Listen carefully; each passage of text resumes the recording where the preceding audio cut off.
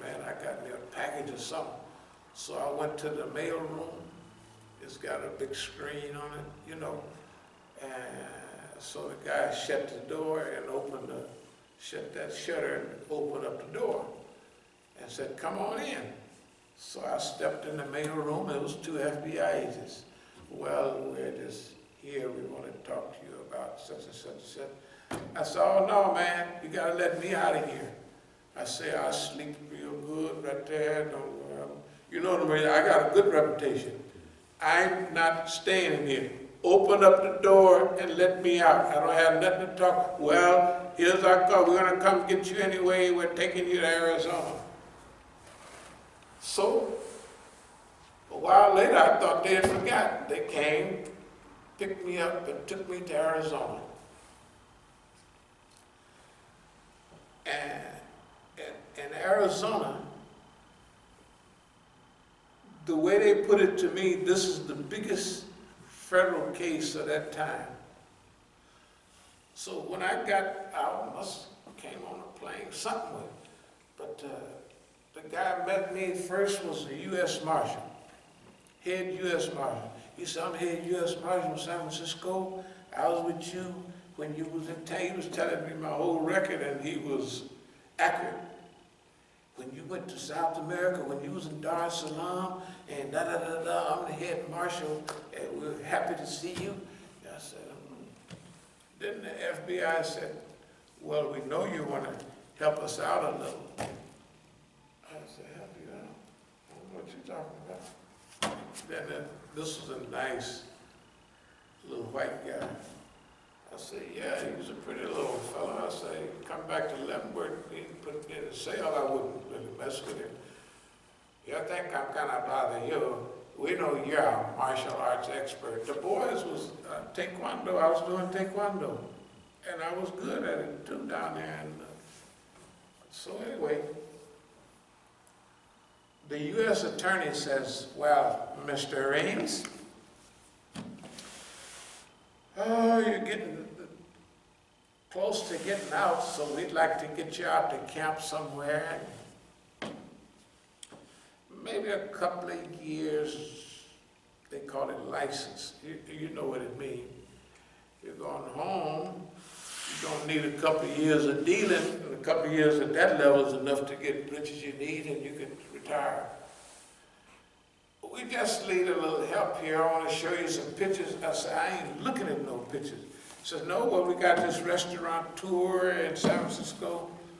So the only people they could be talking about, I don't know, when you went out there, you remember that big, beautiful restaurant out on the wharf? It was called Alioto's. Yeah, I remember the brother. Mayor Alioto. Yeah, I remember. He was Mayor Alioto restaurant. In the 70s, they was going to run him for vice president. During Carter's, about 76, yeah, that period. So,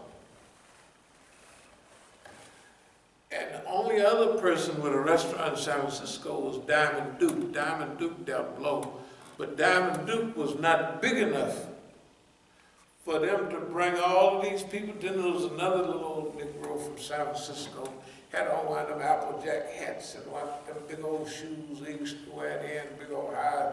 So anyway, he had the little tight pants.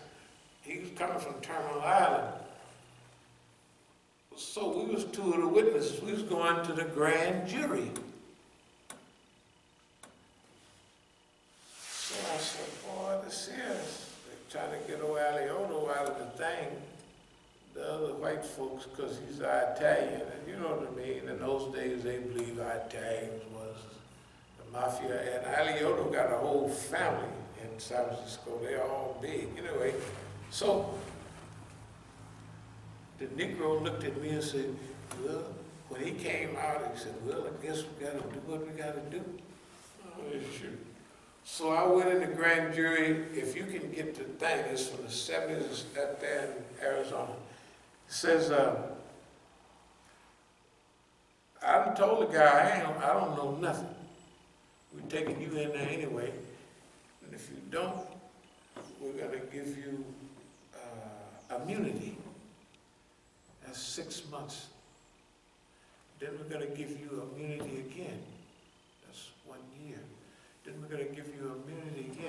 That's another 18 months if you don't testify. So they got in, the grand jury was there. See, the grand jury is, man, that's cold, because can't nobody say nothing. They don't even know. They tell the grand jury, this is a monkey, he eats bananas, and ain't nothing you can say about it. You're not there, right? Just imagine, they gotta indict you because you ain't there. Judicially, the grand jury is illegal. Technically it is. It's like Star Chamber. But anyway, to close out, they said, they brought me in. What is your name? Is your name so-and-so? Yes, it is. Are you now at the U.S. Penitentiary in Love? Yes, I am. There's 6 questions of yes for selling and for many other things. You answer the question, you know what they're going to, yes, yes, yes. Now, do you happen to know the activities of a certain restaurateur? I said, stop. I told you when I got here. First thing you offered me, you said it must be terrible in the prison, in the penitentiary.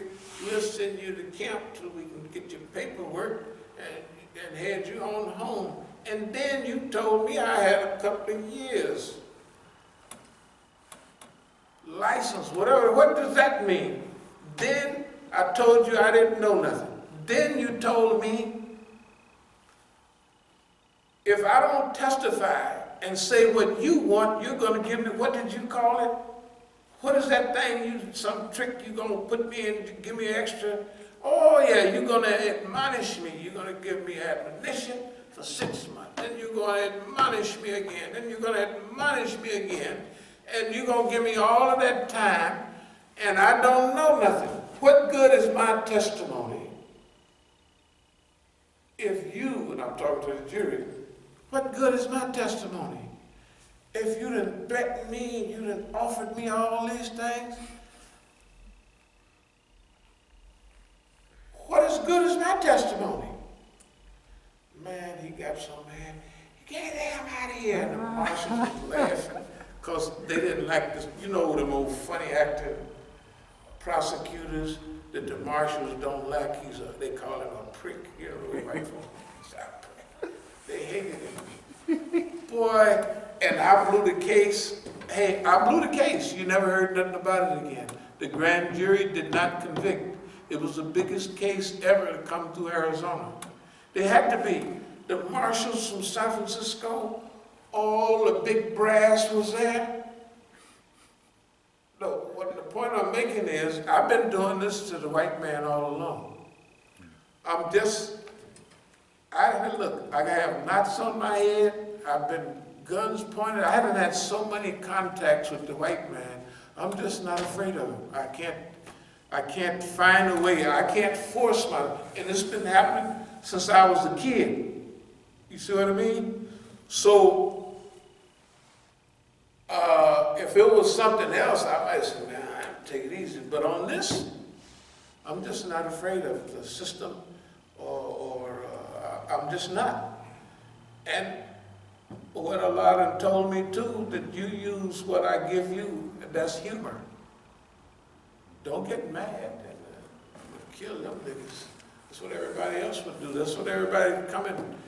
You kill them there. I said, no, I'm going to laugh to niggas. The niggas going to go, but I'm going to laugh them to death. And that hurts more. That's what the hadith said. Harass them. It's like shooting them with arrows. And it'll cure the Muslims, and it'll cure Hassan. This process that we have is an analytical, strategic process. We didn't happen to do it. We thought about it all the time. I'm thinking all the brothers they killing, why they get killed, how they get killed, da-da-da-da-da. They got so-and-so in jail. How did he go to jail? How did he get out of jail? You know what I mean? In other words, this is an analytical process. It's systems analysis, how systems work. So, for us,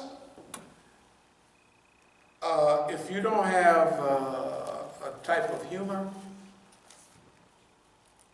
you won't love nobody, and if you don't love nobody, you ain't gonna help nobody. And if you don't help nobody, Allah ain't gonna help you. That's basically what it boils down to. So that element was there already. I always liked black people. Not what they said about them. Because the black people I liked was just, I had friends that was cool niggas. They weren't really cool, but they thought they was cool. You know what I mean? They had a lot of, they was all right. You know, they just, oh, this is a cool, I like that. I said, I like that nigga. He was not, you know, they don't have to be big and important to what they say. This nigga, as a senator, that's good for him. I don't particularly like him. But this nigga here that wear that shiny suit, man, where did you get that? It's a beautiful suit. Actually, they're making fun of you. You know when you wear a suit so long and shine? You making fun of no. But technically, I like you. You know what I mean? That's what happened. And this is a point. A couple of us has talked about this here. When I saw myself changing from that type of person, I quit doing what I was doing almost right away. I stopped. Nobody else do that. I said, I looked at my picture, I said, that nigga there. I looked at my face, I said, man, that is a contorted nigga. I was lucky. Nobody did anything to me at that time because I had the wealth, I had the power and everything. I said, man, that is a serious Negro there. And I quit. You know, the old saying, what good is you gain the world and lose your soul? Everybody else was, maybe they lost their soul or maybe they bargained or something. So that's why I'm optimistic. I am optimistic because that's the way Allah made me. And I do a little study of it just to brush up a little. But if you're optimistic, your health will be better, your life will be better, and ain't too much can happen to you because everything that happened to you that's supposed to be bad, you turn it into something positive. You know what I mean? It's how you think about it. The whole, just think about it, the whole system. That's the FBI, that's the CIA, that's the school department, that's the police department, that's the street sweeper, people pick up the garbage. All of them are part of the system. Whatever system to do, tell them, if they tell them, you keep an eye on this garbage can and you put his garbage aside for us, the garbage people are going to do it. If they tell the Army, if that nigga drive within 2 miles of your base, shoot him. What are they going to do? They're going to shoot you. Right? Because they're following orders. It's an order. So the whole system, the average human being, your cousin, your brother, your sister, cannot stand up under decades of pressure from the government. They can't do it. They're humans. And they're going to study them, and they're going to find, they'll get them, just cooperate a little bit on this, just one little thing. Just, what's his birthday?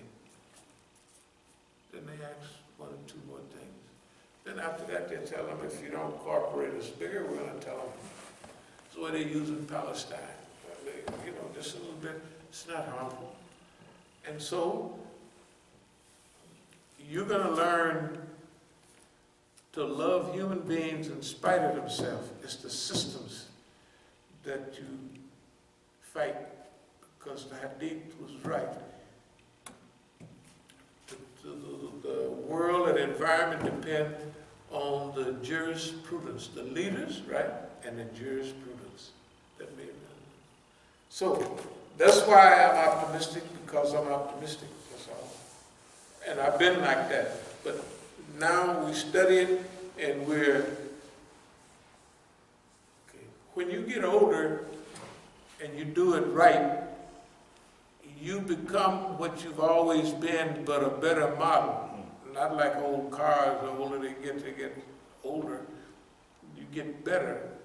All the studies show that older people are generally happier than young people.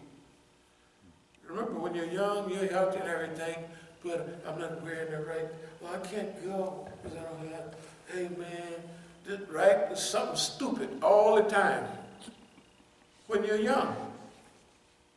When you're old, damn, I don't want to go over there. You're going to miss everything. I ain't going to miss nothing. Everybody's going, I don't care about everybody. I don't feel like it today. I want to watch the football game. Who you want to win? I don't care. I just want to watch football play. When you get old, you know what I mean? When you're young, you always want something dumb. So when you're getting older, and everybody thinks, well, man, this guy is happy to get older. Yes, I am. It's a big deal. Man, last month I was 73. Shoot, next year I'll be 74. And I'm still here. That's just one thing. Being here is one thing. But it's not to be here a long time, but it helps you do more, good deeds. Bad deeds too. So if you be here a long time and you do right, you're in better shape than if you be here a long time and do wrong because you didn't add it up. Anyway, any more questions or comments? Okay. Then, dear believers, I have one thing to say. This is the time, getting close to the time. It ain't bad. This is the historical period. So everybody kind of have to choose. And what the heck?